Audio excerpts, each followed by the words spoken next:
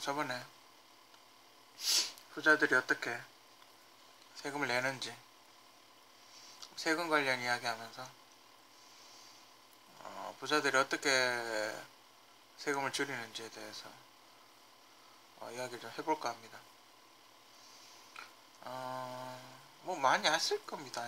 보도자료를 통해서 여러분들이 뭐 뉴스에 조금만 관심을 가지신다면 많이 아실 겁니다. 그죠? 최근에 뭐 큰 거 하나 터졌죠. 그죠?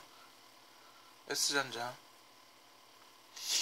뭐 상속세 30매도 뭐 얼마 굉장히 작은 돈으로 삼성전자 경영권을 이모 씨가 먹었다고 그렇게 이야기를 하더군요. 그 과정을 이렇게 조금 살펴볼까요? 어떻게 이 사람들이 세금을 안 내는지.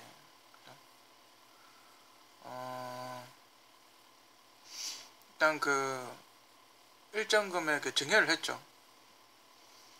그러니까 뭐 만약에 아들한테 그죠? 뭐 한 100억 정도 뭐 얼마 이렇게 증여를 했죠. 그러면 증여세를 내겠죠. 100억에 대한 증여세. 그죠? 그러면 그 증여세는 한 50억 정도 될 겁니다. 그럼 이제 아들한테 이제 50억을 줬겠죠. 그러면 그 50억으로 상장되지 않은 저가의 회사 주식을 사는 겁니다. 그죠? 싸겠죠. 상장이 안 됐으니까 똥값이겠죠. 그죠?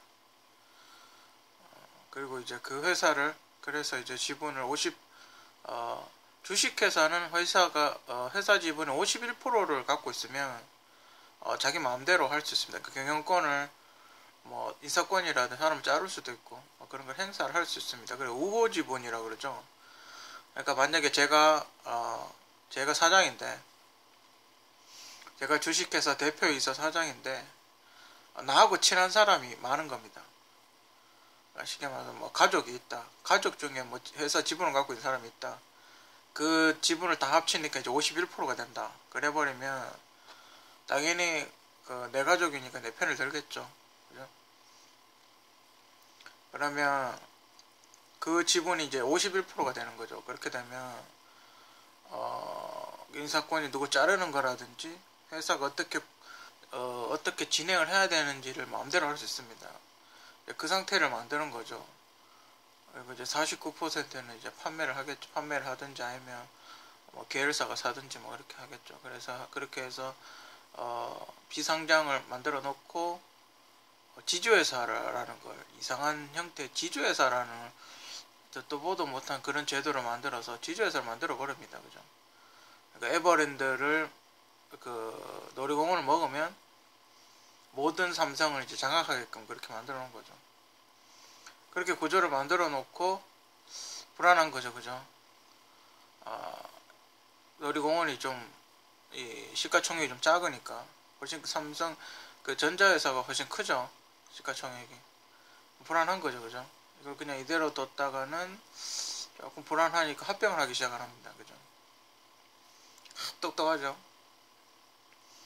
합병을 해서 하나 둘씩 이렇게 합병을 해가지고 이제 또 삼성전자하고 이제 전자회사하고 이제 또 합병을 한다 그러죠.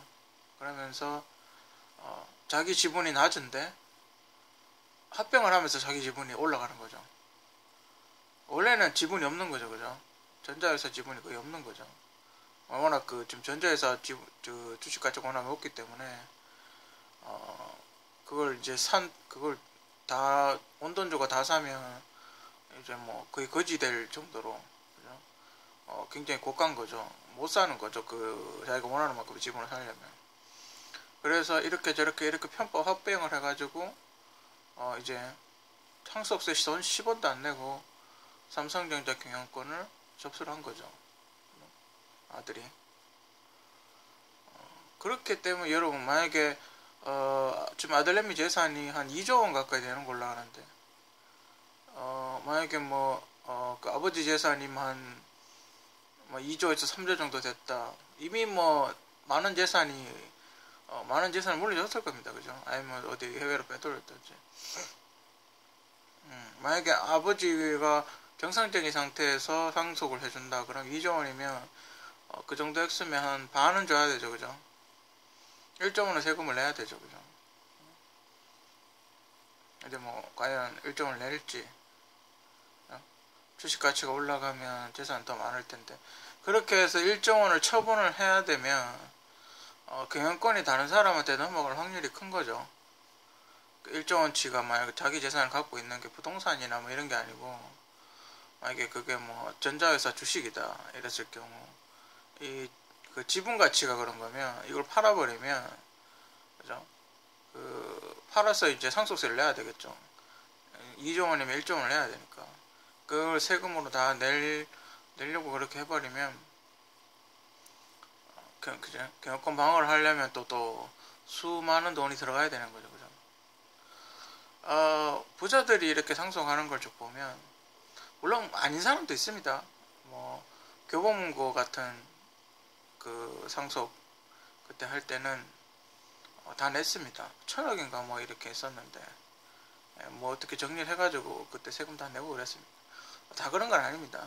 일부 이제 돈을 막 주체할 수 없을 만큼 이렇게 많이 갖고 있는 사람들, 그런 사람들이 대부분 그렇게 하죠. 혹시 뭐 또 언론이나 이런 데 떠들면 광고 주고 또 좀 뭐 정부에서 뭐라 하면 또 뒷돈 주고 뭐 이러면 됩니다. 그죠? 그리고 이렇게 S전자 회사 같이 이렇게 돈이 많은 기업일 경우, 국회의원 중에 몇 명은 자기 사람을 박아놓죠. 그죠? 자기가 이렇게 밀어줘가지고, 그죠? 된 국회의원들, 그래서 자기들한테 유리하게 이렇게 법을 바꾸는 그런 걸 많이 하죠. 그런 시스템을 만들어 놓죠. 그 사건, 그 근거로는 그 사건 보면 됩니다. 그 떡값 정산, 그 검사들한테 그 한 달에 500만 원씩 떡값을 줬다고 한 사건, 큰 사건이 하나 있었죠.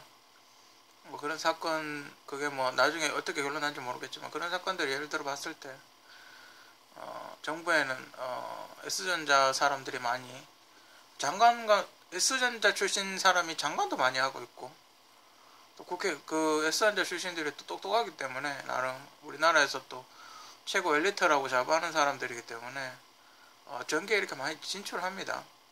정보통신부라든지 국회라든지 뭐 이런저런 여러 조직, 국회 정부 조직 안에 이렇게 그 회사 출신들이 많이 이렇게 들어가 있습니다. 그럼 자연스럽게 그쪽으로 가겠죠. 그죠? 그 정부에서 또 은퇴하는 사람들을 많이 이렇게 그 회사로 취직을 시키죠. 그래서 이렇게 막 정관예우락 하는 이렇게 뭐 한 봐주기, 고위직 이렇게 하면 이제 인맥으로 뭐 어떻게 한다든지 뭐 그런 일들 많이 하죠. 그죠? 그리고 또 하나의 방법은, 만약에 이래 상속을 받았습니다. 그죠? 상속을 받았는데 내가 받은 상속 지분이 작다. 그러면 이 사람들이 그래도 어느 정도 갖고 있는 재산이 있을 거 아닙니까? 그죠? 그러면 이제 H사 같은 경우는 그렇게 자기가 이제 돈을 갖고 있는, 배당받고 뭐 이런 돈이 있으니까 회사를 하나 만들어 버립니다. 운송하는 회사 같은 걸 하나 만들어 봅니다. 그리고 자동차가 이렇게 이송을 해야 되니까 어마어마하겠죠, 양이. 그 일감을 그 운송회사한테 다 몰아줘 버리는 거죠. 근데 그 회사 지분은 이제 100% 그쪽 오너 일가가 갖고 있는 거죠. 그 자기 지분 100%인 회사를 만들어서, 이쪽은 내가 지분이 별로 없으니까 이쪽 회사를 만들어서 이쪽 회사를 규모를 키워가 상장을 한 다음에 이 회사를 지주회사로 만드는 겁니다. 아니면 비상장인 상태에서 지주회사를 만들든지. 그렇게 되면 어떻게 됩니까? 아주 작은 돈으로, 그 사람들 입장에서는 아주 작은 돈으로 그룹 전체를 지배를 할 수가 있죠. 상속세 한 푼도 안 내고. 그래서 뭐 이렇게 재단 만든다고 기부한다 하고, 재단 만든다 하고, 뭐 사제 출연한다 하고, 뭐 그런 거 되게 이야기하는 게 다 그런 여론을 잠재우기 위한 하나의 어떤 방편이죠. 그 여러분들이 보기에, 물론 그 사람들이 세금 많이 냅니다. 우리보다 많이, 월급쟁이보다 많이 내겠죠. 그죠? 월급쟁이들보다 많이 내겠지만 그 사람들이 버는 거에 비해서 세금 퍼센테이지로 따졌을 때는 세금을 거의 안 낸다는 거죠. 그리고 자동차 같은 경우도 월급쟁이들은 어떻습니까? 내가 차를 사서 세금 내고 차를 구입해서 기름 넣고 뭐 이러고 다니죠, 그죠? 근데 뭐 여러분들이 다 아시지만 그 대기업 차 같은 경우는 사는 경우가 거의 없죠. 리스를 하든지, 그리고 자기가 타고 마음대로 타고 다니지만 회사 명의로 차를 사서 회사 차인 것처럼 해가지고 자기가 타고 다니죠. 네? 그러면 회사에서 비용 처리로 들어가는 거죠. 이 비용 처리라는 게 거의 이게 거의 면세에 가깝습니다. 그러니까 세금을 내려면, 우리가 그 어떤 세금을 낸다 그러면 여러분들이 중국집을 한다고 쳤을 때 짜장면이 한 그릇 5,000원 한다고 칩시다. 그죠? 짜장면 5,000원을 하게 되면 이 짜장면을 5,000원 하니까 그 5,000원을 내가 다 남는 게 아니고 이 짜장면을 만들기 위해서 재료를 사야 되겠죠. 전기세 들어가겠죠. 가스비 들어가죠. 그리고 직원 인건비 들어가죠. 뭐 여러가지 가고 여러가지 다른 세금도 들어가죠. 그러면 최소한 반 이상은 비용 처리가 됩니다. 그죠? 짜장면 5,000원짜리 지금 물가로 5,000원짜리 하나 받자 1,000원에서 2,000원 정도 남을 겁니다. 그죠? 그러면 이 1,000원 남는 게 그 다 제하고 남는 돈이 순수익인 거죠. 그죠? 이 세금은 이 순수익의 일정 금액을 넘었을 때 내는 겁니다. 그죠? 장사를 하게 되면 그렇게 됩니다. 그 기업도 마찬가지겠죠.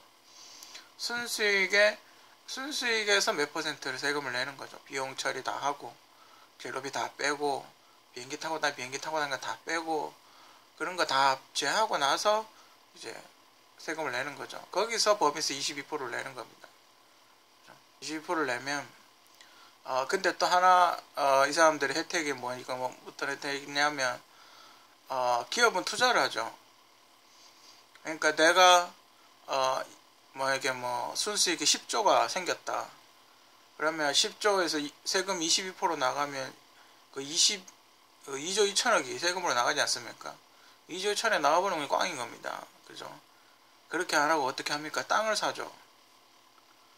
그죠? 2조 2천억치 땅을 사는 겁니다. 아니면 중국에다 공장을 10조짜리 짓부는 겁니다. 그죠? 그러면 이제 세금이 없습니다. 왜냐면 돈이 얼마나 더 들어갈지 모르니까. 10조짜리 공장을 지으면 꼭 10조만 안 들어가죠. 예상 금액이 한 10조면 더 들어갈 수도 있고 덜 들어갈 수도 있고. 그렇게 발표를 해버리면 세금이 없습니다. 법인세고 뭐고 다 없는 거죠.